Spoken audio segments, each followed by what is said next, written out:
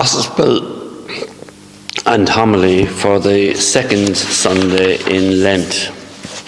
The Lord be with you. A reading from the Holy Gospel according to Matthew.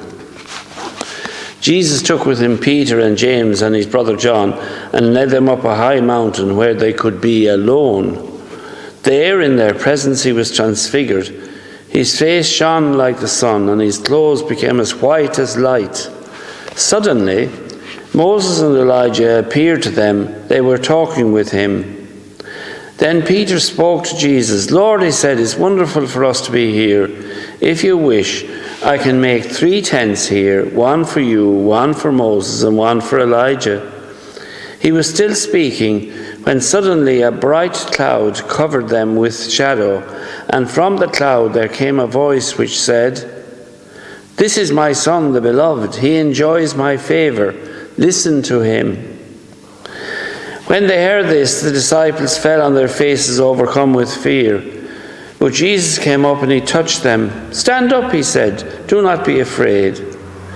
And when they raised their eyes, they saw no one, but only Jesus. As they came down from the mountain, Jesus gave them this order: "Tell no one about the vision until the Son of Man has risen from the dead." The Gospel of the Lord.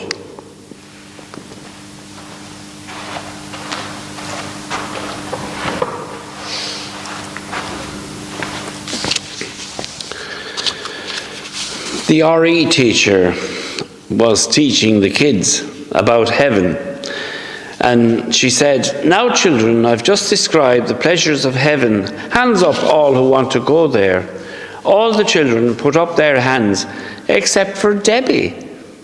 And the RE teacher said, "Why don't you want to go to heaven, Debbie?" And Debbie answered, "I'd like to go, miss, but me mum said I had to come straight home after school." I don't know whether you've heard of Behan or not. He was a colourful Irish author of the 60s, and he said that priests are always talking about heaven, but scarcely any one of them want to go there. At least they don't want to go immediately. Maybe he could be right. Heaven may seem a long way off, but we're often given glimpses of heaven along the road of life. For the 3 apostles, the transfiguration was one such glimpse, meant, of course, to boost their flagging faith, which will soon be tested when Jesus is taken and arrested.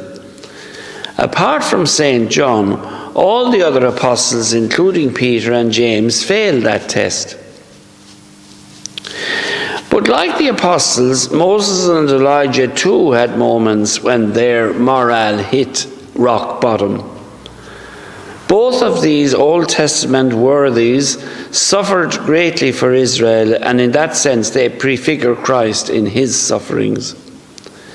While in the Sinai desert, for instance, the people of Israel gave Moses a very hard time, and they blamed him for everything that went wrong. And centuries later, Queen Jezebel made the life of Elijah a complete misery, because he was instrumental in bringing down the worship of the false god Baal, which Jezebel herself had set up. Elijah was so dejected, he at times even wished he were dead. Like Moses and Elijah, however, in the transfiguration scene, we stand shoulder to shoulder with Christ. If, like them, instead of abandoning him when the going gets tough, we continue to stand by him. Before his passion, Jesus kept reminding the apostles of how he was soon to die shamefully on a cross. Now, such talk would have unsettled them. But a voice which came from heaven is meant to reassure them when it says, "This is my Son, the beloved, listen to him." But of course, they only listened to half the story, the sad part.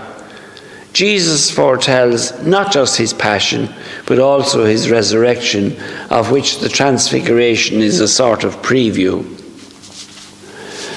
Jesus standing alongside Moses and Elijah also signifies that he is the fulfillment of all the Old Testament prophecies.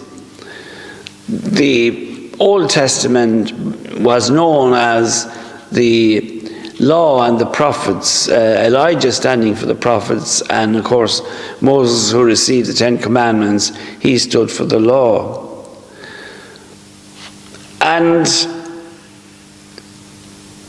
our promised land, of course, Jesus standing alongside Moses and Elijah also signifies that he is the fulfillment of the Old Testament promises, one of which is taking possession of the promised land. Now, our promised land is heaven, which lasts forever.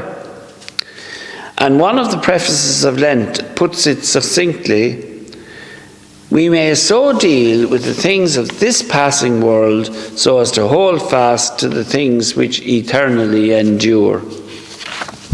Peter, with his head in the clouds, wanted the transfiguration to go on forever and not come down from the mountain, but he'll shortly be brought down to earth with a bang.